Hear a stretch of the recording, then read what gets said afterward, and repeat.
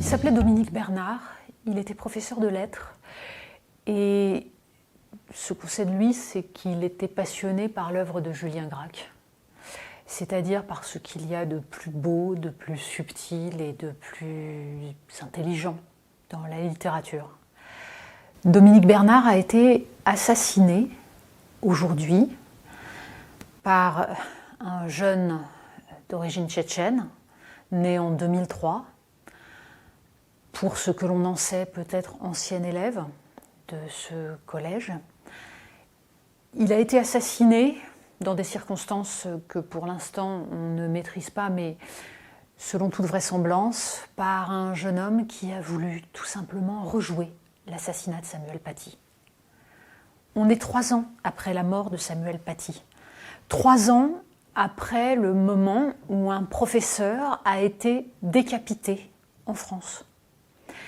Et depuis 3 ans, tout le monde s'était habitué, comme on s'est habitué à vivre dans un pays où des dessinateurs ont été massacrés pour avoir simplement voulu rire des religions, comme on s'est habitué à vivre dans un pays où des jeunes gens ont été tués, là aussi massacrés dans une salle de concert, comme on s'est habitué à vivre dans un pays où en 2012 déjà, des enfants avaient été tués à bout portant parce qu'ils étaient juifs. On s'habitue à tout cela, à chaque fois, on voit des débats surgir dans les quelques jours qui suivent, et là, on espère qu'on va pouvoir poser la question du statut de l'assassin, qui visiblement avait vu sa demande d'asile refusée, mais qui n'était pas expulsable, parce qu'arrivé en France avant l'âge de 13 ans. On sait que l'assassin de Samuel Paty était lui-même tchétchène, là aussi, radicalisé, comme l'assassin de Dominique Bernard, sans que l'on ne puisse faire quoi que ce soit. La question de l'islamisme, de la façon dont il se diffuse chez des gens qui ont été accueillis par la France pour être protégés parce que menacés dans leur pays. Cette question-là doit être posée, comme doit être posé le rôle des associations qui ont empêché, visiblement, que la famille de cet assassin ne soit expulsée quand elle devait l'être. Mais plus largement, c'est la question de la diffusion de l'idéologie que portent ces gens qui doit être posée. C'est-à-dire le rôle des réseaux sociaux, la capacité que nous avons à lutter contre cette propagande, la capacité que peuvent avoir les professeurs, seuls, abandonnés en première ligne, face à cela. Dans une société où on en est encore à se poser la question de savoir comment nommer les choses. Certes, maintenant on prononce le mot islamisme. Ce n'était pas le cas après Mohamed Merah, même après les frères Kouachi.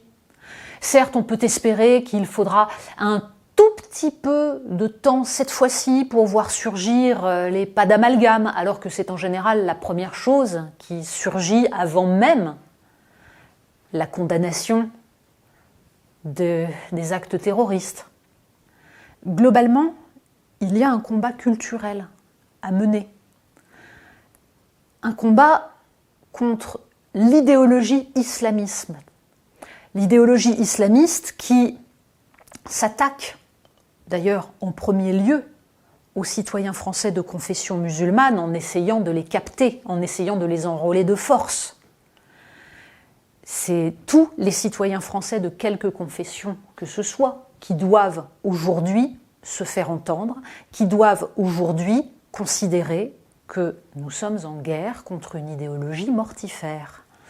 Mais c'est une guerre culturelle qui nécessite d'avoir les armes, qui nécessite de ne pas continuer à fermer les yeux, qui nécessite de se poser la question de l'obscurantisme et de sa diffusion. Au moment de l'assassinat de Samuel Paty, nous écrivions dans Marianne que les mêmes qui étaient incapables de nommer cette idéologie avaient pendant des années œuvré à faire en sorte que l'école ne puisse pas transmettre des savoirs, c'est-à-dire justement les armes pour lutter contre l'obscurantisme. Aujourd'hui, un professeur passionné de Julien Gracq a été assassiné par un bigot persuadé qu'on gagne des points de paradis en massacrant d'autres êtres humains. C'est contre tout cela que la philosophie des Lumières, l'humanisme, ont voulu lutter. Nous sommes censés être les héritiers de cette philosophie qui entend lutter contre la bigoterie, contre l'obscurantisme religieux. Nous avons oublié cet héritage, et c'est un héritage pourtant qui doit être transmis à tous les enfants qui arrivent sur le sol français, à tous ceux qui ont vocation à vivre en France. C'est ça la principale arme, et c'est cela le minimum que nous devons à tous ceux qui sont morts jusqu'à présent, et pour lesquels on se contente de déplorer, de dire plus jamais ça, avant de se féliciter de la résilience de notre société.